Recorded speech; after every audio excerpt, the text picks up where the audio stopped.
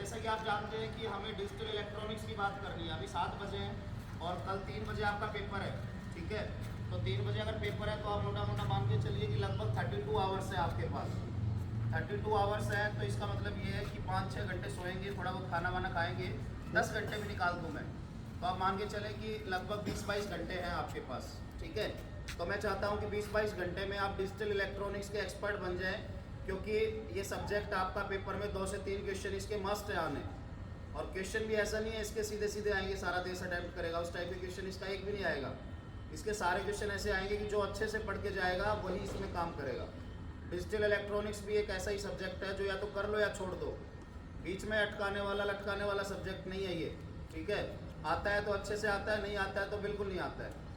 करोगे, ट्राई करोगे, थोड़ा आगे बढ़ोगे, पता चलेगा कि फंस गए तो क्वेश्चन फंस गया तो फंस गया, टाइम गया, एक क्वेश्चन माइनस, 14 क्वेश्चन करोगे फिर आप पेपर में, ठीक है। तो ध्यान देना है। आज हम बात करेंगे कि डिजिटल में हमने क्या क्या पढ़ा है, कहाँ से पढ़ा है, कहाँ पे क्या कंटेंट अवेलेबल है, आपको क्या क्या करना है, मैं क्या कराऊंगा, समझ रहे हो। तो अभी सबसे पहले मेरे पास डिजिटल के 11 से लेके 20 वीडियो के नोट्स है। 11 से 20 वीडियो में हमारा पूरा का पूरा सिलेबस है डिजिटल इलेक्ट्रॉनिक्स का। तो आपको बस सिंपली एक काम करना है आज की डेट में कि 11 से लेके 20 वीडियो तक के नोट्स आपके सामने होने चाहिए। एक हाइलाइटर आपके पास होना चाहिए, नोट्स सामने रखने हैं। वीडियो से चाहें तो एक्सेस करके समझ लें, नहीं तो अगर पहले पढ़ रखा है तो फिर नोट्स से रिवाइज कर लें। और रिवाइज करने के बाद आपको एक काम करना है कि थोड़ा थोड़ा जो लगे कि बिना देखे लिखना है वो लिखे भी, फिर एक कॉपी साइड में लेके बैठ जाएं। जहाँ भी आपको लगे कि मेरा एक चैप्टर पूरा हो गया, अब मुझे कुछ लिखने की ज़रूरत है बिना देखे, तो बिना देखे लिखने वाले को लिखें। गलत करेंगे पता चलेगा कहाँ गलती है, फिर ठीक करें। अगर इस अप्रोच से काम करेंगे तो डिजिटल इलेक्ट्रॉनिक्स में आप मान के चलिए कि आपके नंबर पूरे आएंगे। रिप्रेजेंटेशन एक ऐसी होती है डिजिटल में कि जिसमें थोड़ा साफ सुंदर होना चाहिए, लाइनें वगैरह जो खींचते हैं, डायग्राम बनाते हैं, पर इंग्लिश उतनी रिक्वायर्ड नहीं होती डिजिटल में। इंग्लिश की मिनिमल रिक्वायरमेंट होती है, और जहाँ पे इंग्लिश की मिनिमल हो, साफ सुथरा दिखेगा, पेपर एग्जामिनर को भी मार्क्स पूरे देगा। तो 10 में से 10 की गारंटी होता है डिजिटल, 30 में से 30 की गारंटी है डिजिटल। तो आपको डिजिटल इलेक्ट्रॉनिक्स का ध्यान रखना है, क्या क्या चीज़ें हैं मैं बता देता हूँ। सबसे पहले आपके सिलेबस में नंबर सिस्टम है। नंबर सिस्टम टॉप लेवल पे आपका होना चाहिए। उसमें two's complement, one's complement, using और सब्ट्रैक्शन यूजिंग टूज कम्प्लीमेंट, ये इस तरह के क्वेश्चंस तो आपके टिप्स पे होने चाहिए। एल्गोरिथम सब्ट्रैक्शन की, ठीक है, टिप्स पे होनी चाहिए आपकी। टूज कम्प्लीमेंट के कुछ न्यूमेरिकल्स हम करेंगे आज और कल की डेट में। जो मेरा सेशन होगा उसमें हम क्या करेंगे, टूज कम्प्लीमेंट के न्यूमेरिकल्स करेंगे। और उसके अलावा एक कोड्स है आपके, BCD कोड है ना, आस्काई कोड है, या फिर एक्सेस 3 कोड है, बहुत सारे कोड हैं ऐसे। तो कोड की भी वैसे मैंने अगर आप देखेंगे तो पुरानी क्लास में क्लास करा रखी है, पर आपको मैं बता दूं आज और कल में हम ये कोड वाला चैप्टर भी एक नए सिरे से पढ़ेंगे, आइदर यहाँ पे या फिर एक वीडियो बना के आपको दे दी जाएगी जो आपको देखनी है, ठीक है। उसके अलावा अगर आप आगे बढ़ेंगे तो कॉम्बिनेशनल सर्किट आता है। तो आपके सिलेबस में वैसे देखा जाए तो फुल हेडर है, हाफ हेडर है। आपको तरीका पता होना चाहिए। जो चैप्टर की स्टार्टिंग में मैंने स्टेप्स बताए हैं कि पेपर में एक्सप्लेन फुल हेडर आए या एक्सप्लेन हाफ हेडर आए, स्टेप्स यू मस्ट रिमेंबर, या फिर एक्सप्लेन या फिर implement full header using half headers आए। Very very very important question. अगर आपके पेपर में सिलेबस में लिखा हुआ है फुल हेडर हाफ हेडर, तो वैरायटी ऑफ क्वेश्चंस आपको आने चाहिए, ठीक है। उसके अलावा अगर आपके सिलेबस में लिखा हुआ है एनकोडर डिकोडर, तो उसकी डेफिनेशंस, उसके कुछ क्वेश्चंस, कुछ दूसरे सर्किट्स यूजिंग एनकोडर डिकोडर, इस तरह की चीज़ें भी पेपर में आएंगी। मल्टीप्लेक्सर है तो मल्टीप्लेक्सर तो यूनिवर्सल क्या, ये तो आना ही है। उसके अलावा साथ में मल्टीप्लेक्सर में न्यूमेरिकल टाइप क्वेश्चन जो बनता है, जिसमें एक गिवन सर्किट से आउटपुट पूछी जाती है, वो भी आने के चांस ज़्यादा होते हैं, जिसको कि हम टेस्ट के माध्यम से भी कर लेंगे। और वैसे भी कुछ 5-10 क्वेश्चंस मैं 2-3 वैरायटी के क्वेश्चन करा के अच्छे बच्चों को, टॉपर बच्चों को टास्क दे दूंगा कि आपको बोर्ड पे सोल्व कराना है। इस तरह से हम मल्टीप्लेक्सर को पूरा कवर करेंगे, ठीक है। उसके बाद हम आगे बढ़ते हैं। फ्लिप फ्लॉप आपके चैप्टर में आता है, सिक्वेंशियल सर्किट है, मेमोरी वाला सर्किट है, जिसमें आपको फ्लिप फ्लॉप क्या होता है, उसके चारों के टाइप्स क्या क्या होते हैं, उनके एक्साइटेशन टेबल, उनकी ट्रूथ टेबल्स और उनके डायग्राम्स आपके टिप्स पे होने चाहिए। और खास करके master slave JK flip flop और रेस कंडीशन क्या है, अवॉइड कैसे करते हैं, वो वाला क्वेश्चन आपके टिप्स पे होना चाहिए। और कन्वर्जन ऑफ फ्लिप फ्लॉप्स, एक कन्वर्जन सीख ले, एक कन्वर्जन का मेथड सीख ले, सारे के सारे कन्वर्जन आप कर सकते हैं। 1 से 3 निकलती हैं, SR से JK, SR से T, SR से D। ऐसे ही जेके से एसआर, जेके से टी, जेके से डी, 1 से 3 तो 4 से 12 निकलती हैं। एक कर लोगे, एक दो ट्राई कर लोगे, उनके एक्सप्रेशन अपने आंसर से मैच कर लोगे तो आप मानिएगा कि आपकी प्रैक्टिस अच्छी हो चुकी है। You have to remember steps. अगर डिजिटल इलेक्ट्रॉनिक्स की बात करें तो स्टेप्स आपको रिमेंबर होने चाहिए, स्टेप्स पे बात होनी चाहिए, तरीके पे बात होनी चाहिए, न कि आंसर पे। के मैप करके सिंप्लीफिकेशन किया जा सकता है, आंसर रट के ना जाए, स्टेप्स रट के जाएं, स्टेप्स समझ के जाएं। अगर स्टेप आते हैं तो इट मीन्स आप डिजिटल इलेक्ट्रॉनिक्स का क्वेश्चन कम से कम रिवीजन और कम से कम प्रैक्टिस में भी अटेम्प्ट कर सकते हैं। बट अगर आपका तरीका सही नहीं है, आप सीधा आंसर रटते हैं, आप सीधा सर्किट रटते हैं, फंक्शनैलिटी आपको क्लियर नहीं है, तो फिर दिक्कत है, टेंशन है, प्रॉब्लम है। समझ गए? उसके बाद इसमें एक और चैप्टर है RAM and ROM. RAM and ROM में आपका बहुत ब्यूटीफुल क्वेश्चन तो यही है कि रैम के type, S RAM, D RAM का डिफरेंस बताइए। ऐसे ही रोम में 4 टाइप की रोम है, उनका डिफरेंस बताइए। और ज़्यादा से ज़्यादा क्या होगा, जो ओएस में हमने रैम के न्यूमेरिकल्स पढ़े हैं वो भी अगर आ जाएगा चिप बेस्ड क्वेश्चन, तो हो सकता है कि आप उसको डिजिटल में कंसीडर कर लें या ओएस में कंसीडर कर लें, उसकी कोई ऐसी बात नहीं है। हमें बस मार्क्स से मतलब होना चाहिए। रैम का न्यूमेरिकल भी इस हिसाब से इम्पोर्टेंट हुआ क्योंकि वो 2 सब्जेक्ट में टॉपिक आपका आ गया। ठीक है, तो ये बातें मैंने बताई आपको जनरल, जो कि आपके सिलेबस से रिलेटेड हैं, क्या क्या आपको पढ़ना है उससे रिलेटेड है। अब हमें उस अप्रोच की बात करनी है कि आने वाले 20-22 घंटे में जो हमें डिजिटल पढ़नी है, हमें किस हिसाब से पढ़ना है ताकि हमारे जो मार्क्स हैं वो 30 मार्क्स आ जाएँ, 30 में से 30, 20 में से 20 आ जाए। या फिर डिजिटल और ओएस कई बार एक साथ पढ़ा जाता है क्योंकि कुछ चीज़ें उनकी आपस में मैच होती हैं, तो एक ही सब्जेक्ट में काम नहीं कर रहा है, 2 सब्जेक्ट में भी काम कर रहा है। अगर रैम का क्वेश्चन आया तो हम ओएस में भी काउंट कर सकते हैं, डिजिटल में भी काउंट कर सकते हैं। और इसीलिए मैं बोलता भी हूँ कि ओएस और डिजिटल मिला के 5 क्वेश्चन की अपने आप में गारंटी है, क्योंकि ओएस खाली आपका ओएस में नहीं है। ओएस आप देखेंगे तो फंडामेंटल्स में भी ओएस का एक टॉपिक मेंशन है, और ना केवल एक बार बल्कि 2-2 यूनिट्स में मेंशन है। ओएस अगर आप देखेंगे तो 3 बार मेंशन है आपके सिलेबस में। तो आप समझिएगा कि अप्रोच अगर आपकी अच्छी है तो मुझे लगता है 5 दिन भी आपके लिए ज़्यादा पढ़ने चाहिए। अगर अप्रोच अच्छी है तो लिमिटेड करते जाएंगे हम चीज़ों को। आज अनलिमिटेड हो सकता है पर लिमिट बढ़ाते जाएंगे। ठीक है, लिमिट बढ़ाने का मतलब है क्वेश्चंस कम करते जाएंगे, एरिया ऑफ जो कवरिंग है वो कम करते जाएंगे। ठीक है, मेरी कैटेगरी ऐसी है कि मैंने कुछ बच्चे निकाल लिए हैं, ये 1 में है, ये 2 में है, 3 कैटेगरी पे मुझे काम करना है। उनको सिलेक्टेड काम देना, उनसे 12 टेस्ट मुझे नहीं लिखवाने, उनसे मेरे को 36 टेस्ट लिखवाने हैं।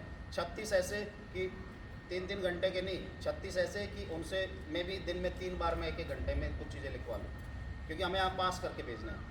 7 तारीख 8 तारीख तक उस पर काम करेंगे। अगर लगा ये कर रहा है तो ठीक है, नहीं तो उसको भगा देंगे, क्योंकि वो डिजर्व भी करता है। जब कुछ दूसरे बच्चे कर रहे हैं तो वो क्यों नहीं करता भाई, है ना? उसके अंदर कमी है, उसके अंदर दिक्कत है, उसके खाने में कमी है, उसके रहने में कमी है ना, उसके सिस्टम में कमी है। क्यों सिस्टम में कमी है? एक बच्चे को नींद ज़्यादा आ रही है, कुछ बोल रहे हैं 2 घंटे भी नहीं आ रही, कारण पढ़ भी पा रहे हैं, वो इंडिविजुअल पर अपना माहौल शेड्यूल ख़राब करके बैठा है ना। खाने में दिक्कत है उसके। अब रात में मान लीजिए कोई भर भर के रोटी खाएगा, 8-8, 10-10 रोटी खाएगा तो क्या होगा? रात भी ख़राब, दिन भी ख़राब, अगला दिन तो होना ही है। तो इसलिए आपको ये चीज़ें ध्यान रखनी है। तो मैं एक बार गो थ्रू हो जाता हूँ जस्ट नोट्स से, क्योंकि आपके पास 11 से लेके 20 नोट्स हैं, है ना?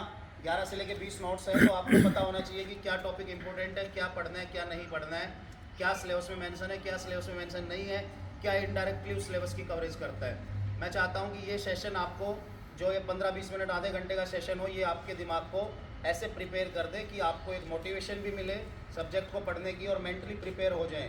क्योंकि आपने साइकोलॉजी पढ़ी होगी तो लॉ ऑफ मोटिवेशन पढ़ा होगा, उसमें आप इसी तरह की चीज़ें पढ़ते हैं कि कोई भी तैयारी करने से पहले तैयारी का बेस पता होना चाहिए, चीज़ें पता होनी चाहिए, तो हम मेंटली प्रिपेयर हो जाते हैं। मेंटली प्रिपेयर होना जरूरी इसलिए होता है क्योंकि सामने अगर आवर्स हों कि हम इतने घंटे में कवर कर लेंगे तो बंदे का मन करता है पढ़ने का। अगर यही नहीं पता कि अनलिमिटेड आवर्स मतलब कितनी देर में कवर होगा तो वो तो लेजी पड़ जाएगा फिर बीच में, है ना? तो मैं स्टार्टिंग से लग जाता हूँ।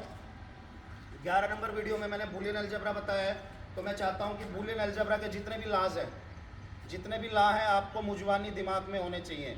ऐसा नहीं है कि देख के बताओगे, आपको दिमाग में होना चाहिए आइडेम्पोटेंट लॉ, कंप्लीमेंट लॉ, ये लॉ, वो लॉ, सारे के सारे, क्योंकि पेपर में आ सकता है एक्सप्लेन या drive various Boolean algebras laws. Simply theoretical question हो सकता है, तो आपको लॉ के अंदर का आता हुआ ठीक है, पर लॉ के ऊपर का नाम तो पता होना चाहिए ना। नाम पता हो जब भी तो काम करेंगे, तो ये पता होना चाहिए। वैसे कहने को तो डी मॉर्गन्स लॉ है या इस तरह के लॉ हैं जो आएंगे ही आएंगे, बट फिर भी आपको सारे लॉ के नाम जरूर याद होने चाहिए। समझ गए?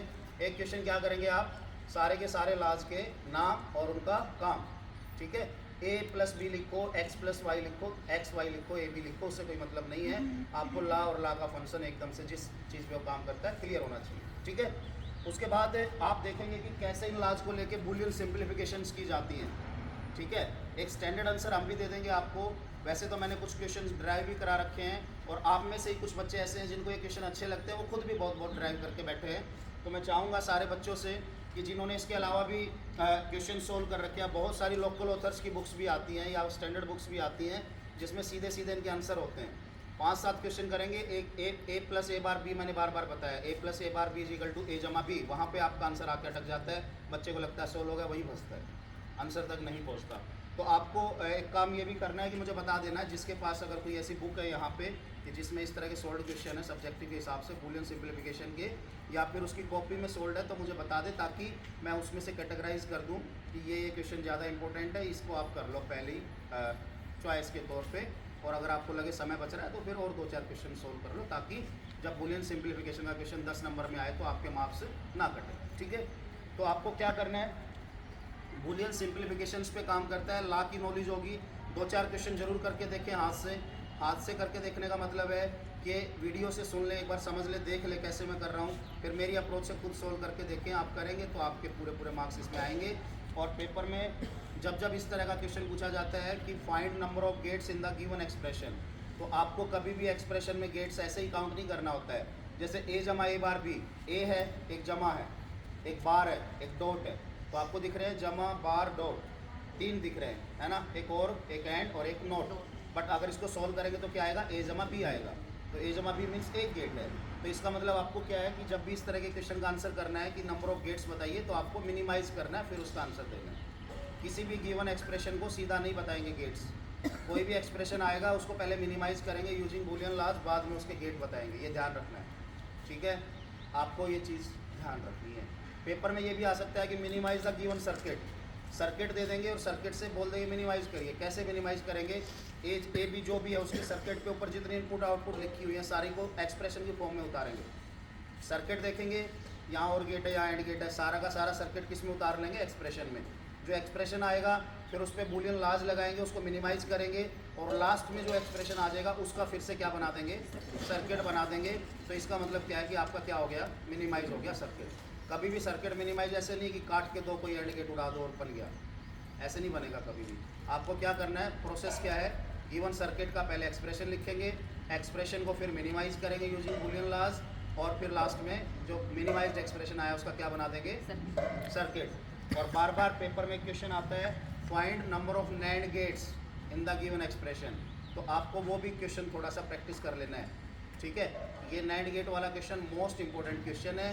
तो आप मान के चलिए कि हमारी जो शटर डाउन करके 5 दिन की क्लास है, मैंने बताया हुआ है, शटर डाउन करके 5 दिन की जो क्लास है, उस क्लास में आपको find number of NAND gates भी बताया जाएगा कि क्या क्या इंपॉर्टेंट एक्सप्रेशन है और उसको कैसे निकाल के आपको नंबर ऑफ नैंड गेट्स बताने हैं, ठीक है। अभी के लिए जो मैंने नोट्स में बताया, जो चीज़ें कराई हैं, तो आप उसको अपना सोल्व कर लेना, ठीक है, देख लेना जितना समझ आए। तो नंबर ऑफ नैंड गेट्स बताना एक इंपॉर्टेंट क्वेश्चन है जो कि आपके टिप्स पे होना चाहिए आज की डेट में जितने हो जाएं, ठीक है। क्लियर है चीज़ें। उसके आगे अगर मैं बढ़ूँ तो सिंपली मैं बता देता हूँ कि मैंने क्या क्या कराया ताकि आपको दिक्कतें ना हो। तो जैसे मैंने एडवांटेज ऑफ मिनिमाइजेशन बताए हैं, वो बिल्कुल थ्योरेटिकल क्वेश्चन आ सकता है, आपको पता होना चाहिए। नंबर ऑफ लॉजिक गेट घटते हैं, स्पीड बढ़ती है, पावर डिसिपेशन कम होती है, कॉम्प्लेक्सिटी ऑफ सर्किट कम होती है, नंबर ऑफ इनपुट्स कम होती हैं, ठीक है, कॉस्ट कम होती है, सारी चीज़ें पता होना चाहिए। सिंप्लीफिकेशन उसके बाद मैंने स्टार्ट किया है, उसमें कुछ लाज बताए हैं मैंने, रिडंडेंट है, ये है, ये है, तो आपको एक भरपूर नॉलेज होनी चाहिए। मैं कहूँगा कि नोट से समझ आए तो समझ लो, नहीं तो पहली वीडियो देखने में कोई बुराई नहीं है, ठीक है। फिर पेपर में क्वेश्चन आ सकता है explain various ways of minimising the circuits को मिनिमाइज करने के कितने मेथड हो सकते हैं। तो ऐसा क्वेश्चन आ गया तो ये तो बहुत फ्रूटफुल और बहुत अच्छा क्वेश्चन है, क्योंकि जब उसने गेंद आपके पाले में डाल दी तो फिर आपको आपकी प्रिपरेशन ऐसी हो कि आपको थिंकिंग ना करना पड़े। क्या ना करना पड़े, थिंकिंग ना करना पड़े, आपके दिमाग में वो क्वेश्चंस हो जो आपको उतारने। तो कुछ क्वेश्चंस के स्टैंडर्ड आंसर पहले से आपके दिमाग में होने चाहिए, जैसे मैंने पहले भी बताया था कि बेलाडेज एनमली आ गया, उसकी लिस्ट आपके दिमाग में नहीं है, क्या करोगे, कर करके देखोगे, नहीं है टाइम उतना। तो कुछ क्वेश्चंस की लिस्ट हमारे दिमाग में होनी चाहिए। ऐसे ही अगर मैंने बोला है मिनिमाइजेशन के तरीके बताइए, तो यहाँ पे मैंने कुछ मेथड्स कराए हैं। एक मैंने के मैप से कराया है, कम्प्लीमेंट से कराया है, ट्रूथ टेबल से कराया है, वेन डायग्राम से कराया, स्विचिंग सर्किट से और स्टेटमेंट बेस्ड क्वेश्चन कराया। तो कहने को तो इसमें सबसे इम्पोर्टेंट आपका क्या है, के मैप है या बूलियन सिंप्लीफिकेशन है या ट्रूथ टेबल है, तो डिस्क्रीट मैथ में होती है, तो यहाँ तो वो नहीं है। तो कहने को ये है कि के मैप और यूजिंग बूलियन अलजेब्रा तो करना ही है। साथ में अगर आपके पास समय है थोड़ा सा, तो जितने भी ये क्वेश्चंस के टाइप्स मैंने बताए हैं, क्योंकि अगर आप 5 टाइप लिखेंगे, थोड़ा थोड़ा लिखेंगे उनके बारे में, छोटे छोटे एक्सप्रेशन उठा लेना। एक्सप्रेशंस मतलब के मैप है तो छोटा उठाना। अगर आपको मिनिमाइजेशन ऑफ सर्किट बताना है यूजिंग के मैप, तो यूजिंग के मैप बताना 2 वेरिएबल का लो, और टिक के भी ऐसे लगाओ जो पेयर बना दे, ठीक है। छोटा सा एक बनाओगे ए बी सी या जो ए बी है जो भी है, दो का बना लो, कोई दिक्कत नहीं है। उसमें एक ऐसे ऐसे 1 कर लो, एक पेयर बना के दिखा दो, उसका आंसर दिखा दो, ठीक है। ऐसा ना करो कि आप भी उलझ जाओ, पता चले कि ऐसा ही के मैप बना दे, इसमें कोई पेयर ही नहीं बन रहा, उसकी कोई सिग्निफिकेंस ही नहीं है। के मैप यूज़ किए जाते हैं मिनिमाइजेशन करने के लिए, ताकि पेयर बने और आंसर छोटा है, वो दिखना भी चाहिए आपके आंसर में। कभी भी बेतुकी अप्रोच पे काम ना करें, ऐसा काम ना करें कि के मैप भी ऐसा है, वो 1 आपने जो लगाया वही ऐसे ही जो पेयर ही नहीं बन रहा, मिनिमाइज हो ही नहीं रहा। तो जो पूछा है उसकी तरफ जाना भी चाहिए। मिनिमाइजेशन पूछा है तो मिनिमाइजेशन दिखनी भी तो चाहिए आपके आंसर में, कि पहले एक्सप्रेशन ये था, अब ये, समझ गए। तो आपकी इच्छा है ऐसे क्वेश्चन को डील करने के लिए, आइदर आप 3 टाइप बताएं, आइदर आप 2 टाइप बताएं, आइदर 1 टाइप बताएं, आइदर 5 टाइप बताएं। तो मुझे लगता है कि जो ज़्यादा टाइप बताएगा उसके मार्क्स ज़्यादा मिलेंगे, ठीक है। तो आप देख लें, अगर आप 5 में तरीकों में श्योर हैं, आपको अच्छे से पता है, तो छोटे छोटे एक्सप्रेशन उठाएं, 2 वेरिएबल बेस्ड और करते। समझ आ गई इस क्वेश्चन में क्या आ सकता है। दोनों पॉसिबिलिटी हैं। मिनिमाइजेशन किस किस तरीके से की जाती है, एक तरीका, और दूसरा तरीका गिवन क्वेश्चन को बोल दिया जाए कि एक्सप्लेन या सोल्व इट या minimise it using Venn diagram, फिर क्या करोगे। तो आपको ये मिनिमाइजेशन का चैप्टर बहुत ज़्यादा इंपॉर्टेंट है। जस्ट आपके सिलेबस में सिंप्लीफिकेशन लिखा हुआ है, तो इसलिए आप देख लें। ऐसा ना सोचें कि ओनली के मैप या नंबर सिस्टम या आपका बूलियन सिंप्लीफिकेशन आपका सिलेबस में है, कुछ भी हो सकता है, कैसा भी क्वेश्चन आ सकता है। तो इसमें लगना आधा घंटे से ज़्यादा नहीं है, ये सारे टाइप पढ़ने में ईजी टाइप्स हैं। मैं चाहूँगा कि एक और आप इसको देख लें तो अच्छा रहेगा, ठीक है। अपना अपना देखें, इसमें ऐसा ना करें कि एक दूसरे के अंदर घुस रहे हैं, इसमें भी, ठीक है, ज़रूरत नहीं है। उसके बाद अगर आगे बढ़ेंगे तो ये क्वेश्चंस मैंने कुछ कराए हैं, ये आप देख लेंगे, है ना। और थोड़ा आगे मैं बढ़ता हूँ, तो बूलियन लॉज हो गए। उसके बाद सोप और पोस्ट अच्छे से आनी चाहिए आपको। सोप और पोस्ट आपको थ्योरेटिकल लिखनी भी आनी चाहिए। SOP मतलब सम ऑफ प्रोडक्ट, ठीक है। सम ऑफ प्रोडक्ट मतलब मीन्स और ऑफ एंड गेट्स। सॉप में क्या होती है, मीन टर्म्स होती हैं। मीन टर्म मीन्स 1, ऐसे जो मैंने पढ़ाया, जैसे पढ़ाया, आपके दिमाग में पूरा होना चाहिए। सॉप का मतलब ये नहीं कि आपको पता है कि सॉप कैसे लिखी जाती है, वो नहीं। सॉप और पोस्ट लिखने का मतलब 10 नंबर में क्वेश्चन आ गए, फिर क्या करोगे। तो सॉप और पोस्ट का एक स्टैंडर्ड आंसर आपके दिमाग में होना चाहिए नोट्स से। बहुत इंपॉर्टेंट क्वेश्चन है ये, ठीक है। बहुत सारे लोग आपको कहते हुए मिलेंगे कि ये सिलेबस में है क्या सॉप और पोस्ट, तो मतलब आप सोचिए कि वो किस लेवल की प्रिपरेशन कर रहे हैं। कल कोई बोल रहा था मिले पूरे सिलेबस में है क्या, तो बोलो आप सोचिए किस लेवल की प्रिपरेशन कर रहे हैं। तो आप लोगों को तो एक मौका मिल रहा है एक सब्जेक्ट में पूरा स्कोर करने का, क्योंकि बहुत सारी आसान चीज़ें भी हैं। और अगर पाइथन आप साइड में कर देंगे 30-40 मार्क्स, जो कि आप डेली के 2 आवर्स का शेड्यूल या 1 आवर का या हाफ आवर का शेड्यूल बना के रखा हुआ है, तो मुझे लगता है कि आपके पेपर में आपको टॉपर से नीचे खींचने वाला कोई भी नहीं है, आप सीधे टॉपर ही हैं फिर उस पेपर में, ठीक है। तो सॉप आपको अच्छे से लिखने आनी चाहिए, पोस्ट अच्छे से लिखने आनी चाहिए। इनके आंसर आप आज ही फॉर्मेट कर लें, आज ही अपने आंसर बना लें, आज ही फॉर्मेशन कर लें कि मेरे पेपर में आएगा तो मैं इसमें क्या लिखूँगा। बेतुकी तैयारी ना हो डिजिटल की, दिमाग में आज ही हो कि सॉप में मुझे ये पॉइंट देना है, और वो आपके किस में जाना चाहिए, रिवीजन नोट्स में जाना चाहिए, ठीक है। ये एक्सपेक्टेड क्वेश्चन है इसीलिए, क्योंकि नहीं तो इसको छोड़ दोगे कोई मतलब नहीं बनेगा। सॉप आप एक्सप्लेन कर दोगे, मैंने बहुत अच्छे से बताया हुआ, वो भी आप मेथड उठा सकते हैं सीधा, वो आप 10 नंबर में लिखने लायक है। पोस्ट क्या है वो भी आप लिख दोगे, ठीक है। मेन टर्म्स, मैक्स टर्म्स, ये सारी चीज़ें बता देंगे। उसके बाद ड्यूअल और सेल्फ ड्यूअल को बहुत अच्छे से करें। ड्यूअल क्या है, सेल्फ ड्यूअल क्या है। सेल्फ ड्यूअल का एक्सप्रेशन आपके दिमाग में होना चाहिए। सेल्फ ड्यूअल का जो ये AB + BC + AC जो मैंने बताया है, AB + BC + AC, ये आप एक्सप्रेशन आपके दिमाग में होना चाहिए, क्योंकि वो बोलेगा कि प्रूव करिए कुछ एक्सप्रेशन सेल्फ ड्यूअल होते हैं कैसे। तो आप बताएंगे कि एक्सप्रेशन अभी भी ऐसा दिख रहा है, जब इसका सेल्फ ड्यूअल लूँगा उसके बाद भी अगर आंसर ड्यूअल लेने से पहले और ड्यूअल लेने के बाद एक जैसा हो तो वो सेल्फ ड्यूअल है, ठीक है। तो इसका एक्सप्रेशन आपके टिप्स पे होना चाहिए, दिमाग में होना चाहिए। ऐसा ना हो कि आप वहाँ सोचने लग जाए कि कौन सा वो एक्सप्रेशन लिखूँ जो सेल्फ ड्यूअल हो, आएगा नहीं यार, काटे ही काटे लगेंगे। तो इस तरह की चीज़ें मैं बोल रहा हूँ जो आप याद करके जाएंगे पेपर में, समझ रहे हो ये मेरी बात। क्योंकि ये दिमाग में नहीं है, सेल्फ ड्यूअल कैसे प्रूव करोगे। कुछ एग्जाम्पल्स आपके दिमाग में होने चाहिए कि कौन सा एक्सप्रेशन सेल्फ ड्यूअल आता है, क्योंकि वो पूछा जाएगा, ठीक है। उसके बाद डी मॉर्गन्स लॉ बहुत इंपॉर्टेंट है। डी मॉर्गन्स लॉ में क्या होता है, डी मॉर्गन्स लॉ की फंक्शनैलिटी क्या होती है, या फिर सीधा सीधा पूछ लिया जाएगा ड्यूअल और कम्प्लीमेंट में फ़र्क बताइए। तो ड्यूअल और आप बता देंगे, कम्प्लीमेंट आप बता देंगे, दोनों में डिफरेंस बताना, तो रूल्स बता देंगे, इसके रूल्स ये हैं, इसके रूल्स ये हैं। एक एक्सप्रेशन ले लेंगे कॉमन एक्सप्रेशन, उसी का ड्यूअल दिखा देंगे, उसी का कम्प्लीमेंट। समझ रहे हो?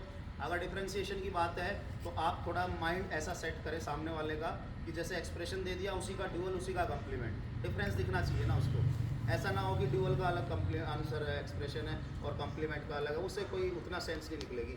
जब आप ऐसा करके दिखाएंगे कि ये एक्सप्रेशन है, इसका ये ड्यूअल है, इसका ये कम्प्लीमेंट, इन दोनों में ये फ़र्क है, ठीक है, तो वो अच्छा दिखेगा।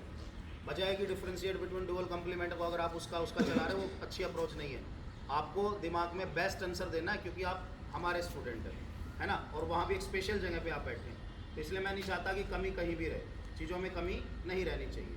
समझ आ रही है जो बातें मैं बोल रहा हूँ? वीडियो बन रही है, वीडियो भी अपलोड कर देंगे। अभी जितना सुना जा रहा है सुनिए, किसी को लगे कि 1 घंटे की वीडियो 2 की स्पीड में फिर से सुननी है, फिर से सुन लेना, कोई दिक्कत नहीं, ठीक है। तो ये चीज़ें हैं। डी मॉर्गन्स लॉ मैं चाहूँगा कि आप लोग अच्छे से कर लें। उसके बाद स्विचिंग सर्किट इतना ज़्यादा उस लेवल पे ना भी करें तो कोई दिक्कत नहीं है। वैसे एस्टेट जैसे क्वेश्चंस में भी मैंने देखा है ये कई बार आता हुआ। तो एक पार्ट ऐसे आपका ख़त्म हो जाएगा। दूसरा पार्ट जो 12 नंबर पार्ट है उसमें अब लॉजिक गेट्स है। लॉजिक गेट्स आपको पता है मेंशन भी है। तो लॉजिक गेट में मैं ये चाहूँगा कि अगर आ भी गया एक्सप्लेन वेरियस लॉजिक गेट्स, और अगर आप देखेंगे तो आपके सिलेबस में 2 बार मेंशन है लॉजिक गेट। एक बार आपका डिजिटल के सिलेबस में है और एक बार आपका पहले यूनिट के सिलेबस में सारे के सारे गेट्स बाकायदा एक एक करके मेंशन है। तो मैं एक चीज़ चाहूँगा आप लोगों से कि लॉजिक गेट्स आपकी टिप्स पे होने चाहिए। वैसे तो सबसे ज़्यादा इंपॉर्टेंट क्वेश्चन यही है कि नैंड नॉर यूनिवर्सल क्यों है, प्रूव करिए, या फिर नैंड और नॉर एसोसिएटिव लॉ फॉलो करते हैं बट नॉट कम्यूटेटिव। इस तरह की एक स्टेटमेंट होती है, पेपर में आ सकता है, prove that NAND and nor follow associative law but not commutative law. इस तरह की एक स्टेटमेंट है, वो आपको आनी चाहिए। ये 2 क्वेश्चन लॉजिक गेट में most most most most most important हैं। अगर आप इसको करके जाएंगे तो अच्छे रहेंगे, क्योंकि अगर एक टिपिकल लेवल के पेपर की बात हो तो ये क्वेश्चन सबसे इंपॉर्टेंट है। एक्सप्लेन वेरियस लॉजिक गेट्स बात आएगी तो सारा का सारा देश करके बैठा हुआ है। मैं चाहूँगा कि आप उसमें भी फिर थोड़ा सा सुंदरता दिखाएं, कट पिट ना करें, क्योंकि जब लोग बनाते हैं तो अक्सर जो कॉन्फिडेंस जिनका डाउन होता है वो कांटे पीटे मारते हैं, फिर क्वेश्चन में भी, सिंपल क्वेश्चन में भी कांटे मारते हैं। तो आपके कांटे नहीं लगने चाहिए, ठीक है, ये चीज़ आपको ध्यान रखनी है। तो जो मैंने पढ़ा दिया, ठीक है, जो मैंने पढ़ा दिया, पेपर में भी आ सकता है explain various applications of logic gates. अब सोचिए, सिलेबस में लिखा है लॉजिक गेट, उसने पूछ ली एप्लीकेशन, या उसने पूछ ली लिमिटेशन, ऐसे क्वेश्चन बन सकते हैं। लिमिटेशंस ऑफ, एप्लीकेशंस ऑफ, कैसे डील करोगे इन क्वेश्चंस को? तो मीनिंग ये है कि जिसको टॉपर में आना है, जिसको देखो सिलेक्शन तो फिर भी हो रहा है, बिना एप्लीकेशंस और बिना लिमिटेशन के भी सिलेक्शन हो रहा है, पर मैं कहूँगा कि जिसको पहले से डिजिटल आती है वो आज की डेट में क्या करेगा, तो मैं कहूँगा कि वो थोड़े से वैरायटी ऑफ क्वेश्चंस निकाले, नई चीज़ें सीखने की कोशिश करे, है ना। जो मैं क्लास लूँ वो तो देखे ही देखे, लिमिटेशंस, एप्लीकेशंस, जहाँ पे मैंने बोल दिया तो आपको भी पता होनी चाहिए, गूगल कर लेना, what are the limitations of various logic gates, easily निकल के आ जाएगा, एप्लीकेशंस निकल के आ जाएगा। कुछ मैंने लिखवा भी रखी है, ठीक है। तो आप इसमें, वैसे तो मैंने लॉजिक गेट्स में न्यूमेरिकल्स भी कुछ करा रखे हैं, तो जो चाहे तो देख लेना, कोई दिक्कत नहीं है। और टफ लेवल का पेपर हुआ तो आ जाएगा, नहीं तो जिस बच्चे को सिंपल पढ़ने की आदत है वो सिंपल देख के चले जाना। नहीं तो अगर कोई लॉजिक गेट्स यहाँ 12 नंबर से नहीं पढ़ना चाहता है तो मेरी 1 से 10 जो वीडियो है डिजिटल की, उसमें मैंने सिंपली 1 से 10 में ख़त्म कर रखा है सब कुछ। मतलब कि वहाँ पे बहुत माइनर लेवल पे बता रखा है, छोटी छोटी वीडियो, वो तो मुश्किल से 2 घंटे में 10 वीडियो बन रही होंगी, ऐसा है। वहाँ पे लॉजिक गेट में मैंने फास्ट बताए हैं, ये इसका एक्सप्रेशन, इसके ट्रूथ टेबल, इसका डायग्राम, ये इसका ये इसकी एप्लीकेशन, थोड़ा मतलब मैंने मोटे मोटे तौर पे बताया है। तो अगर आप 12 नंबर ना देखना चाहें, 12 के नोट्स ना देखना चाहें, आपको टफ लगे, आपको लगे इसमें न्यूमेरिकल भी है, मेरा इस लेवल की तैयारी नहीं है, मैं कैटेगरी 3 में आता हूँ, तो आप इस चीज़ को छोड़ सकते हैं। फिर आप सीधा वो पहले वाली वीडियो देख लें, वहाँ से लॉजिक गेट्स में जो मैंने बताया उसको नोट कर लें या समझ लें, सीख लें, और आप जो है आंसर रेडी कर लें वहाँ से लॉजिक गेट्स 10 नंबर में अगर लिखना आता है तो, ठीक है। वैसे मैंने बता दिए हैं जो मोस्ट 2 इंपॉर्टेंट क्वेश्चन है लॉजिक गेट्स के, वही आएंगे आपके, ठीक है।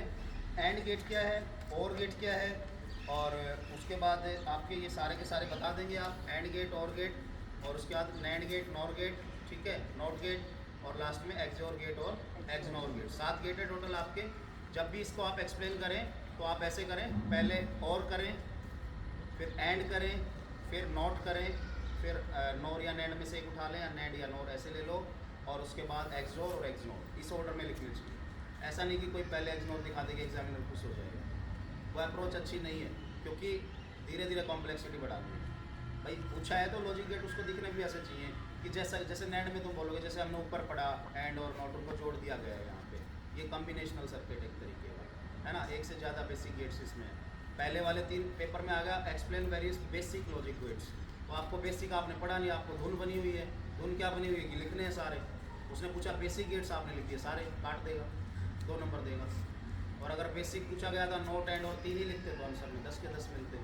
तो कई बार ओवर स्मार्ट के चक्कर में भी मार्क्स कट जाएंगे।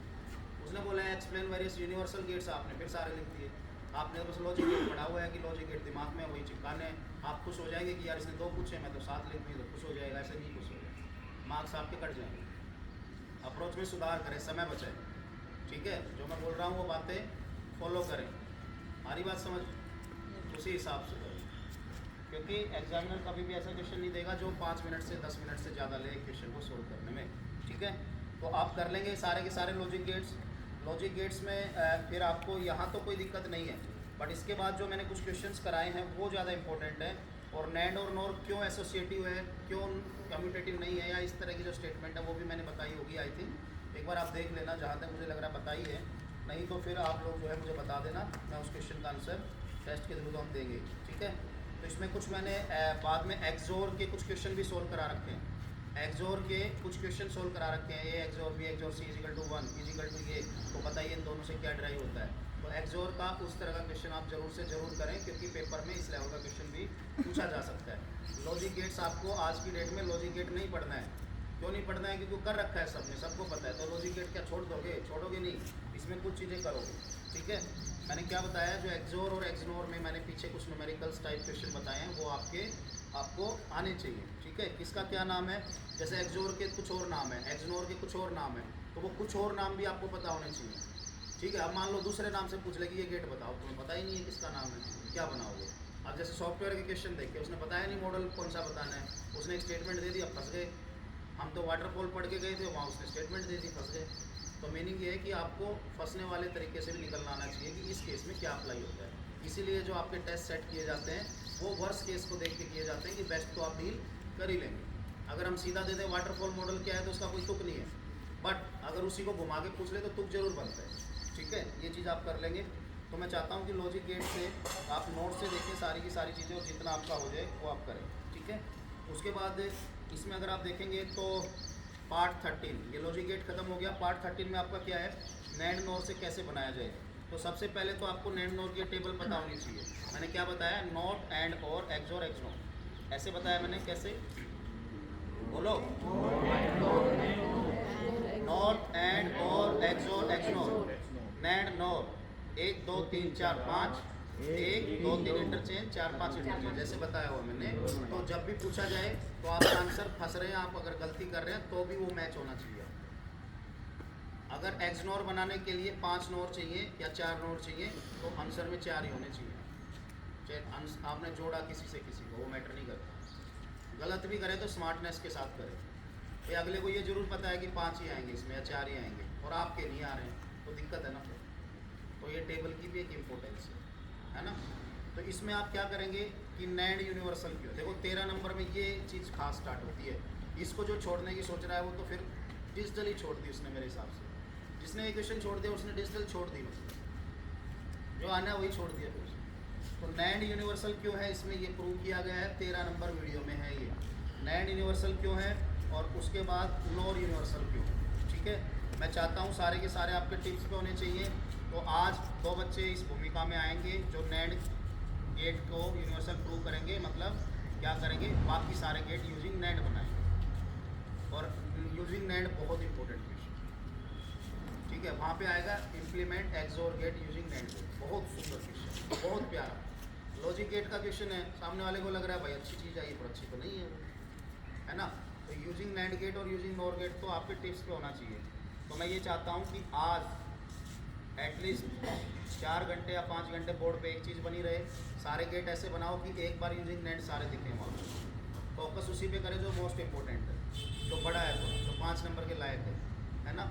ऐसे ही आप दोपहर से पहले ये करेंगे, आप करेंगे नैंड वाला करेंगे, नॉर वाला नॉर वाला आप करेंगे, ठीक है। तो पहले आप कोशिश करो कि बिना देखे बना दो, ठीक है। आप अपनी अप्रोच बताओ इनको, आप बनाओ कि देखो इसमें हमें ये करना है, ये करना है, ये मतलब आप कैसे याद रख रहे हैं उसको, आपको वो अप्रोच एक्सप्लेन करनी है ताकि ये भी ना भूलें, समझ रहे हो। ये क्वेश्चन आपको ग्रुप डिस्कशन से करना है, नहीं कि पढ़ के। आपको बताना है देखो ये आपको आ गए हैं सारे लॉजिक गेट, अब इसमें ये है, ये है। कुछ समय हम दे देते हैं पहली 2 वीडियो पढ़ने का, उसके तुरंत बाद फिर आप जो है जैसे ही आपको लगे कि मेजॉरिटी ने बोल दिया कि ये हमारी ये रिवाइज हो गई है, तो उसके बाद आप तुरंत बोर्ड पे जाइए और ये क्वेश्चन करें। ऐसे ही आप जैसे ये करें नॉर गेट का करना, समझ आ गई बात। फिर आपको इनकी अप्रोच ध्यान रखनी कि ये कैसे सोल्व कर रहे हैं उसको, क्लियर है। उसके बाद नॉर कैसे यूनिवर्सल है ये आप कर लेंगे। नैंड गेट और इसकी तो बात हो ही गई, ठीक है, मतलब ये सारी ऐसी है। उसके बाद नैंड गेट से कैसे कुछ एक्सप्रेशंस को सोल्व किया जाता है मैंने वो बताया। और उसके तुरंत बाद अगर आप देखेंगे तो डिजिटल में मैंने फिर कॉम्बिनेशनल क्या है, सीक्वेंशियल क्या है। कॉम्बिनेशनल आपको पता है छोटे छोटे सर्किट को, है ना, हमारे टीचर जब पढ़ाते तो ऐसे बताते थे कि ये क्या है, हम बोलते थे सर्किट, ये क्या है, वो ऐसे करता तो मतलब कॉम्बिनेशनल सर्किट। उसका मतलब है कि बढ़ गए गेट, हार्डवेयर बढ़ गया, बड़ा साइज हो गया, है ना। तो आपको भी ऐसे ही रखना है कि सर्किट मतलब ये, कॉम्बिनेशन मतलब ये, मतलब एक से ज़्यादा गेट को आपस में जोड़ दिया गया, ठीक है। ऐसे सीक्वेंशियल है तो वो क्या है, मेमोरी एलिमेंट आ गया जो कि याद नहीं रख सकता था कॉम्बिनेशनल, बहुत आसान है। कॉम्बिनेशनल और सीक्वेंशियल से आसान कुछ है ही नहीं। मैं बोल रहा हूँ कि जो ओएस के और जो डिजिटल के और जो पीओसी के और कंपाइलर के और पाइथन के और डेटा स्ट्रक्चर, मतलब आप जिस सब्जेक्ट में सोचेंगे आपको लगेगा ये भी आता है, ये भी आता है, ये भी आता है, यही सब्जेक्ट तो है, सब्जेक्ट ही है। फिर घबराहट किस चीज़ की है, फिर ये क्यों गिन रहे हो आज के बाद 15 दिन में, कल ले लो टेस्ट, हम रेडी है ना। आप सोचिए, सब्जेक्ट्स के नाम याद करिए, जो सब्जेक्ट्स आपकी मुट्ठी में है, जेब में, उनको बार बार याद करिए, कॉन्फिडेंस देंगे आपको, समझ रहे हो मेरी बात। जो चीज़ आपको आती है उनको याद करिए। आज ये दिन नहीं है जी मेरा बच्चा छोटा है वो फरोता बोलता है ना, मेरी तो जी 15 साल से पढ़ाई छुट्टी हुई है, मैंने तो 2009 में बीटेक करी, ये बातें का समय नहीं है अभी। पॉजिटिव बातें करिए। जो भी लोग नेगेटिव बातें करते हैं, मेरा कुछ नहीं जा रहा है, यहाँ से टॉपर निकालने हैं हमें, यहाँ से 100 टॉपर निकालने और उनके मुँह पे तमाचा मारना है, जो आज के दिन हमारा करेंगे क्या, कुछ नहीं उखाड़ सकते मेरा, वो मेरा क्या किसी का भी नहीं उखाड़ सकते, ठीक है।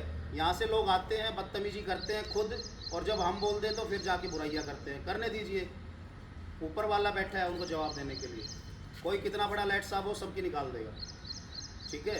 तो इसलिए आप लोगों में से भी आज के बाद बड़ा ध्यान रखना, आपको जो भी आता है, जो भी उसका एक प्रॉपर एनालिसिस करना है, एंट्री उसको जब देनी है, जब एनालिसिस प्रॉपर हो जाए।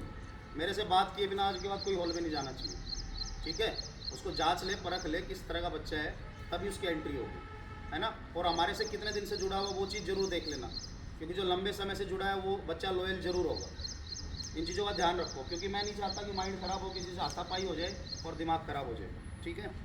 तो कॉम्बिनेशनल सर्किट है, तो कॉम्बिनेशनल सर्किट में देखो आपको डिज़ाइन कैसे करना है, ये 6 स्टेप याद होने चाहिए, मैं बता देता हूँ। सबसे पहले क्या देखेंगे आप, इनपुट आउटपुट क्या है, क्या देखेंगे, इनपुट आउटपुट। जैसे कि फुल हेडर है, हाफ हेडर है, 2 इनपुट 2 आउटपुट, 2 इनपुट होती है 4 केस बनते हैं, 3 इनपुट होती है 8 केस बनते हैं, सम आता है, कैरी आता है। ऐसे सब्ट्रैक्टर सिलेबस में लिखा है, नहीं लिखा छोड़ दो, आपको क्या करना है उसकी प्रैक्टिस जरूर करनी है, क्या पता आ जाए, ठीक है। सम और कैरी आपके दिमाग में पहली चीज़ क्या होनी चाहिए, वो बोलेगा कि how can we design combinational circuits, design this, दोनों एक साथ आगे, 2 नंबर 8 नंबर, तो 2 नंबर में स्टेप्स लिखने हैं। मैं बोल रहा हूँ जिसने कॉम्बिनेशनल के स्टेप पढ़ लिए उसका और कॉम्बिनेशनल खत्म, स्टेप्स ही है। लॉजिक तो आपके दिमाग में है ही, ट्रूथ टेबल दिमाग में है, जिसको ट्रूथ टेबल आती है, जिसको के मैप आता है, वो तो कर लेगा इस क्वेश्चन को। उसके लिए वेरी वेरी सिंपल क्वेश्चन, बस क्या होने चाहिए, स्टेप्स होने चाहिए। जैसे ही आप यूजिंग नैंड बताएं, जैसे ही आप नॉर बताएं, जैसे ही आप लंच करें, जैसे ही आप फ्री हो जाएं, वैसे ही आपको क्या कर देना है, कॉम्बिनेशनल के स्टेप लिख देना है बोर्ड पे कि कॉम्बिनेशनल को हम कैसे बताने हैं। और फिर मैं चाहता हूँ एकदम नए बच्चे, ऐसे बच्चे जो कि आज तक बोर्ड पे नहीं खड़े हुए हैं, वो खड़े हो जाएं, क्योंकि मौका है, मौके पे चौका मार दो। क्योंकि जो बच्चा अपना कॉन्फिडेंस अप करना चाहता है, जो चीज़ों को सीखना चाहता है, बोर्ड पे खड़ा हो गया, उसका कॉन्फिडेंस वहीं से अप हो जाता है, ठीक है। बोलते ही अब उसको पता चलेगा आज के टेस्ट में 70 थे, कल 80 90 100 ऐसे लेगा, फिर कॉन्फिडेंस ऐसे ही बढ़ता है, ठीक है। तो आपको क्या करना है, इनपुट आउटपुट क्या क्या है बना लेंगे, लिख लेंगे। उसके बाद क्या बनाएंगे, ट्रूथ टेबल बन गई।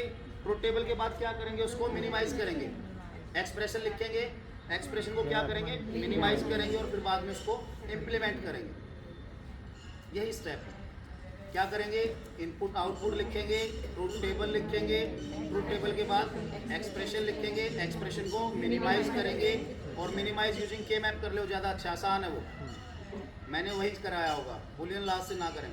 और के मैप एक्सप्रेशन को मिनिमाइज करने के बाद हम उसको इम्प्लीमेंट करेंगे। अगर पूछा गया कि स्टेप्स क्या हैं तो 2 नंबर में ये स्टेप्स हो गए छोटे छोटे, और उसके बाद उस क्वेश्चन का आंसर। बहुत सिंपल है सारे, क्वेश्चन नहीं करना आपको, ये स्टेप्स याद रखो, जिसको स्टेप्स आते हैं उसका कॉम्बिनेशन गया। समझ आ गई बात? तो अब सिलेबस में क्या क्या आपको क्या पढ़ना है, जैसे जिस वे में मैंने पढ़ाया बस नोट से गो थ्रू होना है। इसकी वीडियोज ना देखें, वेस्ट है इसकी वीडियो देखना, नोट से गो थ्रू हो जाए। एक एक बच्चा खड़ा होगा, चाहे वो पढ़ ले वीडियो से, आएगा बोर्ड पे एक्सप्लेन करेगा। मैं नहीं चाहता सारे बच्चे इस सेशन में बैठे, क्योंकि आसान है। 2 4 5 बच्चे जिनको सीखना है वो आगे आ जाएं, स्टेज पे बैठ जाएं, वो धीरे धीरे पढ़ा दे, किसी लोग तक आवाज़ ना जाए, बच्चे पीछे बैठ के पढ़ते रहें, क्योंकि ये क्वेश्चन सबको पढ़ने की ज़रूरत है, दूसरों से नहीं। ईजी, जो पढ़ना चाहेगा वो डिस्कशन कर लेंगे अपना बोल बोल, ठीक है। हाफ हेडर कर लेंगे, फुल हेडर कर लेंगे। और कई बार पेपर में भी क्वेश्चन आता है कि 16 बिट का नंबर है, बताइए कितने हाफ हेडर चाहिए और कितने फुल हेडर चाहिए। इस तरह के क्वेश्चंस के लिए भी आप रेडी रहें, ठीक है, ये भी आपको आने चाहिए। और कुल मिला के जो मैंने बता दिया, जो नोट्स में लिखा हुआ है, एटलीस्ट एक टाइप के सर्किट का जरूर पढ़ें। जैसे कि फुल हेडर हाफ हेडर आपके सिलेबस में है, वो जरूर पढ़ें। एनकोडर डिकोडर आपके सिलेबस में मेंशन है, वो जरूर पढ़ें। मल्टीप्लेक्सर आपके सिलेबस में मेंशन है, वो जरूर पढ़ें। जो सिलेबस सामने होना चाहिए, जो सिलेबस में है मेंशन है, वो जरूर पढ़ें। वैसे वाला देखना चाहे तो देख ले, स्टेप्स तो यही है, उसकी ट्रूथ टेबल पता होनी चाहिए। सब्ट्रैक्शन कैसे करते हैं वैसे भी इनको, क्लियर है? तो ये करेंगे। और हाफ हेडर यूजिंग ये हो गया, नॉर गेट। और एक चीज़ जरूर ध्यान रखिए, जैसे मैंने करा रखा है, half adder using NAND gate, half adder using NOR gate, या फिर full header using NAND gate या नॉर गेट। वो क्वेश्चन भी आप कर लें, क्योंकि ऐसा ना करें कि आपकी तैयारी अधूरी रह जाए। आज कर लें, बाद के लिए छोड़ लें, आखिरी दिनों में रिवाइज तो करने पड़ेंगे डिजिटल के, इस तरह की चीज़ें। डिजिटल रिवाइज तो करना पड़ेगा, ओएस को रिवाइज करने की ज़रूरत नहीं है, पर डिजिटल को रिवाइज करना पड़ेगा। इसीलिए मैं कहता हूँ कि आपके रिवीजन नोट्स वो होने चाहिए कि जहाँ लगे मैं भूल जाऊँगा। सेल्फ ड्यूअल का एक्सप्रेशन है, जैसे आप लिख लेते हैं कि ये सेल्फ ड्यूअल में ये प्रूव करना मुझे। आप आज के दिन बैठ के पेपर की तैयारी करें। अभी तैयारी करने का टाइम ये नहीं है कि आज पढ़ूंगा, फिर नोट्स देखूंगा, फिर बनाऊंगा, फिर ये करूंगा, फिर वो करूंगा, ये परसों करूंगा, फिर अगले दिन करूंगा। ऐसा टाइम नहीं है आज टाइम ये है कि आज ही ख़त्म करनी है चीज़ें। समझ रहे हो? क्योंकि दिमाग उसी लेवल पे काम करता है जो आप पढ़ रहे होते हैं। अगर आप 20 दिन 25 दिन से पढ़ रहे हैं, पेपर की मोटिवेशन डेट आपके सामने है कि भाई उस दिन पेपर है, तो इससे अच्छी कोई बात ही नहीं होती। काम करो, पढ़ना ही तो, इसके अलावा क्या करना है ना? तो ये चीज़ें हैं। उसके अलावा मैं देख लेता हूँ कि पार्ट 40 में क्या है आपका। एक फुल एडर है, फुल एडर भी आप यूजिंग ये सर्किट्स कर लेंगे। फुल सबट्रैक्टर हाफ सबट्रैक्टर दिया जरूर है, आपको किसी को प्रैक्टिस करनी है तो करके देख लेंगे, नहीं तो छोड़ भी देंगे, क्योंकि सिलेबस में उस लेवल पे मेंशन नहीं है, ठीक है। उसके बाद जैसे मैंने कंपैरेटर बताया, तो वैसे देख लो, ट्रूथ टेबल देख लो, खाली ट्रूथ टेबल देख के आगे मत बढ़ो, है ना। वैसे देख लो, मोटा मोटा नज़र मार लो, क्योंकि कॉम्बिनेशनल सर्किट लिखा है, वैसे सिलेबस में नहीं है, लिखा नहीं है, बट आ गया, फिर क्या करोगे। तो जो बच्चे अपने आप को टॉपर समझते हैं वो जरूर करेंगे। जो अपनी कैटेगरी 3 मानते हैं कि मैं तो बस पास होना चाहता हूँ, वो बेशक छोड़ दें। वो खाली क्या कर ले, full adder, half adder, encoder, decoder और मल्टीप्लेक्सर। पर उसके वैरायटी ऑफ क्वेश्चन जरूर करें, जैसे half adder using NAND nor, full adder using NAND nor, implement full adder using half aiders. Question सारी कवरेज होनी चाहिए, ये नहीं कि ट्रूथ टेबल कर दे प्रोसेस, ये नहीं, सारी चीज़ें होनी चाहिए, ठीक है। फिर शाम को मैं जो बच्चे मेरी नज़र में कमज़ोर हैं या फिर जो मुझे लगते हैं कि ये फंसने वाले बच्चे हैं, फिर मैं पूछूंगा, ठीक है। तो बताने को मैंने टाइप्स ऑफ एडर भी बताए हैं, serial adder, parallel adder, priority, इस तरह की चीज़ें आप छोड़ सकते हैं अगर आप कमज़ोर बच्चे समझते हैं अपने आप को, ठीक है। उसके बाद जैसे मल्टीप्लेक्सर है, तो मैं चाहता हूँ कि आप दिन में ये सारा काम कर लें और रात आज नाम कर दें किसके, मल्टीप्लेक्सर के। टेस्ट आपका कल होगा 3 बजे, ठीक है। तो आप लोगों को क्या करना है, रात आज मल्टीप्लेक्सर के लिए छोड़नी है, उसमें कुछ न्यूमेरिकल्स भी करा दूंगा। तो आपको एक ध्यान रखना है कि दिन में आपका काम होना चाहिए कि शाम के 6 या 7 बजे डिनर से पहले आप ये सारी चीज़ें निपटा लें। ईजी ख़त्म होगी बोलते बोलते ही, सबको आती तो है पहले, बीच में दिन में और भी काम करेंगे अगर आपने ये चीज़ें कर ली हैं तो रात में आज मल्टीप्लेक्सर को लपेटेंगे। मल्टीप्लेक्सर में जितने टाइप के क्वेश्चन हैं, जैसे क्वेश्चन है वो सारों की हम बात करेंगे। अभी तक का मैंने आपको टास्क क्या दिया है, ये 4 वीडियो, 11, 12, 13, 14 के नोट्स आपके सामने हो, कंटेंट उसका सामने है, वीडियोस उसकी सामने हो, जो भी आपको जिस अप्रोच से पढ़ना है उस अप्रोच से पढ़ना है। जिसको मैंने जो क्वेश्चन बताए हैं वो बोर्ड पे करेंगे जब ये चीज़ें हो जाए, ठीक है। सबसे पहला क्वेश्चन आपको बताया, फिर उनको बताया, ठीक है ना। उसके अलावा भी अगर आप चाहें, आप लड़के लड़के आपस में ग्रुप बना लें, लड़कियां बना लें, या कोई भी इनिशिएटिव ले सकता है। मॉनिटर कौन है आज का? नवीन है। तो आपको आज लीड करना है ना। आप अपनी टीम से डिस्कशन करें, आप लड़कियों से कंसल्टेशन करें, इनसे पूछें कि ये जो बात बोल रहे हैं कि यार ये डिस्कस करना चाहिए, आप अपना बंदा डिसाइड करो, वो जाके बोर्ड पे एक्सप्लेन करें। क्लियर है? तो अभी हमने कितनी वीडियोस की बात की है? 11, 12, 13, 14। रात में हम मल्टीप्लेक्सर की बात करेंगे, फ्लिप फ्लॉप से पहले की बात है। आज रात में हम आधा सिलेबस करके सो जाएंगे। उसके बाद जो नंबर सिस्टम और कोडिंग की जो मेरे को वीडियो देनी है वो, और प्लस में जो पहले मैंने सॉल्व करा रखा है वो मैं बता देता हूँ कि पहले मैंने क्या करा रखा है। पहले मैंने बहुत सारी K-मैप सिंप्लीफिकेशन कराई है यूट्यूब पे, ठीक है। तो वो सीरीज़ मैं आपको शेयर कर दूंगा आपके ग्रुप में ऑफलाइन में। तो उसमें आप क्या करेंगे कि वो देख लेंगे क्वेश्चंस, अगर आपको टाइम लगे तो, या उसके नोट्स भी हैं, बच्चों ने भी बना रखे होंगे, नहीं तो हम देख लेंगे उसको कैसे अरेंज करना। नोट्स हैं, आप किसी ने बनाया वो सारी सीरीज़ देख के पूरा उस टाइम पे क्वेश्चन आंसर जो मैंने लिखवाए हैं किसी के पास किए हैं किसी ने? नहीं तो उनमें पूछ लेंगे। है वो हमारे पास, जो मैंने सोल्व कराए थे वो मेरे पास वो PDF भी वो दे देंगे, ठीक है। प्रिंट में चाहेंगे तो प्रिंट में देख लेंगे, नहीं तो एक बार हम पहले सर्च कर लें कहाँ पे, ऐसे करेंगे, ठीक है। रात में मिलेंगे तो रात में हम क्या बात करेंगे? मल्टीप्लेक्सर। उससे कल हम क्या बातें करेंगे? फ्लिप फ्लॉप्स की, ठीक है। 3 बजे तक नंबर सिस्टम, कोड्स और ये सारी चीज़ों का एक हो जाएगा। तो आज और कल आपको यही काम करना है। बीच में जो छोटा मोटा और दे दूंगा मैं समय देख के, तो वो करना है, बाकी यही काम। कल के पेपर में क्या क्या क्वेश्चन आएंगे, कौन कौन से सब्जेक्ट के आएंगे, मैं आपको बता दूंगा। अभी फ़ोटो भेज दूंगा, उसमें वेबसाइट और वेब ब्राउज़र के 2 क्वेश्चन आने हैं जो मैंने कल आपको डिस्क्राइब कराया, ठीक है। क्लियर है? Yes sir. समझ आया क्या क्या पढ़ा है? Yes sir. हैं? Yes sir. तैयार है? Yes sir. यहाँ रह के फ़ायदा हो रहा है, नुकसान हो रहा है? फायदा। इम्प्लीमेंट करिए चीज़ों को। मैं चाहता हूँ कि नाम खराब ना हो, ना मेरा ना आपका। सिस्टम से रहिए, सीरियस रहिए जब ज़रूरत है। एंटरटेनमेंट करना है वो भी करिए जब ज़रूरत है। ज़रूरी नहीं है 24 में से 24 घंटे आप पढ़ें। जब मन है तो एंटरटेनमेंट भी कर लो, हमें दिक्कत नहीं है। पर एंटरटेनमेंट का मतलब ये नहीं है कि मैंने बोल दिया उसको मौका मिल गया पूरा दिन एंटरटेनमेंट चलता रहे, ये भी चीज़ नहीं है, ठीक है। जब ज़रूरत है जब। कुछ बच्चे हैं, मैंने कल बोला था, वो एक सर बोल रहे थे कि यार ये बच्चा ऐसे कर रहा है। मैं करने दो, अच्छा है ना, कितने मार्क्स है? बोला 95। मैं करने दो, हमें कोई दिक्कत नहीं है। कोई कुछ कर रहा है, कोई बाहर बैठ के पढ़ रहा है, कोई सोता पढ़ रहा है, कोई ऊपर जाए, पढ़ने दो भाई। 100 नंबर ले रहा है, हमें क्या दिक्कत है? हमें दिक्कत उससे है कि जो वो बोलते हैं 76 कर रहा है। 76 का मतलब क्या है कि बकवासबाजी। भाई 30 नंबर और 76 कर रहा है तो फिर तो पकड़ेंगे उसको, ठीक है। बट अगर नंबर अच्छे तो करने दो, इसका तरीका, हमें क्या दिक्कत है? तो हमारी अप्रोच वही है, जो रिजल्ट दे रहा है। बात वही होती है कि भैंस कितनी भी हो तो दूध दे रही है, टाइम से पूरा दूध दे रही है, ठीक है, सब सह लेते हैं, कोई नहीं बेचता उस भैंस को। दूध भैंस को भी बेचता है क्या? दूध नहीं बेचता। तो हमारी भी सीधी सीधी चीज़ें वही है कि अगर आप पढ़ रहे हैं, चीज़ें कर रहे हैं, तो हमें कोई दिक्कत नहीं है भाई। जिसका जो मन है, जैसे मार्ग में लेट के पढ़ना है, उल्टा सर करके पढ़ना है, ठीक है, पैर ऊपर करके नीचे सर, जैसे आपका मन है करो, वो आपका तरीका है, हमें कोई दिक्कत नहीं। यहाँ कोई डिसिप्लिन उस लेवल का नहीं है कि भाई कोई लेट के पढ़ रहा है तो दूसरा बच्चों भी कैसे पढ़ो, ऐसी चीज़ें नहीं है, हमें मतलब ही नहीं है। पढ़ो जैसे पढ़ना है। जब 24 में से 15 घंटे पढ़ोगे, लेट के पढ़ेगा भाई, बैठे बैठे कमर दुखने लग जाती है, कैसे पढ़ेगा? चेयर पे बैठ के पढ़ लो, जैसे मन हो वैसे पढ़ लो, घूम घूम के पढ़ लो, हमें कोई दिक्कत नहीं है, क्योंकि हमें रिजल्ट चाहिए।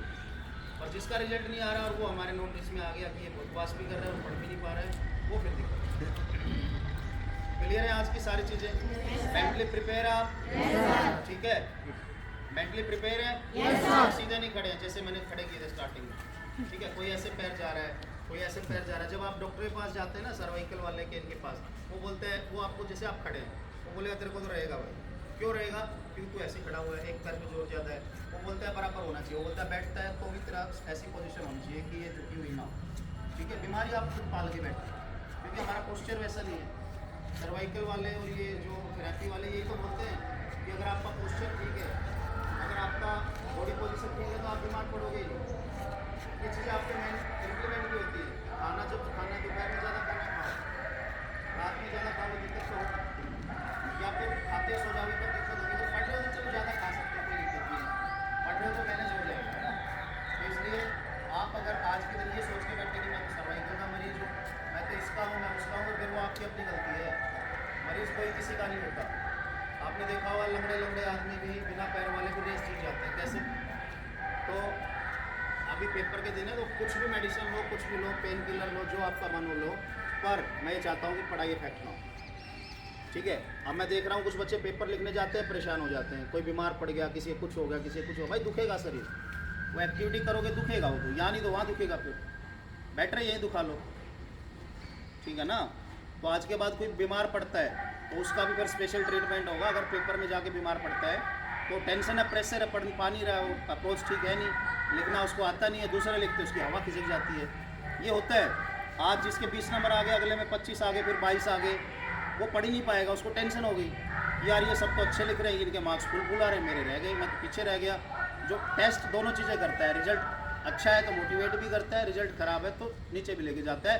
पर अगर किसी की अप्रोच अच्छी है, उसका तरीका अच्छा है, उसको सोच अच्छी है, तो फिर सीधी बात है कि वो अपग्रेड होना चाहता है तो कर सकते हैं। मैंने कुछ बच्चों को देखा है, नवीन है या बहुत सारे लड़के जो 10 पे आए थे और आज 70-75 पे बैठे हुए हैं, तो आप इनकी मेहनत देख सकते हैं, है ना। कोई भी बनता है कुछ भी तो ऐसे ही बनता है, क्लियर है? Yes, sir. ठीक है, तो ऐसे करना है। तो वही बात, हाउ इज द जोश, हाउ इज द जोश, दिखना भी चाहिए। ये जो जोश मैंने पूछा है ये शाम को दिखना चाहिए, किस रूप में? आपके डिजिटल इलेक्ट्रॉनिक्स के रूप में, जिसमें आप क्या क्या पढ़ेंगे, जो जो हमने बातें की हैं वो, ठीक है। नंबर सिस्टम, टूल्स, कम्प्लीमेंट, ये वो इनकी बातें इसमें नहीं हुई हैं, उनको हम बाद में पढ़ेंगे। जो बातें मैंने बोली हैं वो ज़रूर पढ़ लें। और एडिशनल टाइम है तो आप जो सीरीज़ मैंने डाली हुई है यूट्यूब पे, एक नंबर सिस्टम की है, एक के मैप सिंप्लीफिकेशंस की है, वो दोनों के लिंक आपको शेयर कर दूंगा। जिसके पास जितना टाइम हो फटाफट उनके देख लेगा क्वेश्चंस के आंसर, क्योंकि वो सब्जेक्टिव के हिसाब से, ठीक है। क्लियर है? खत्म करें।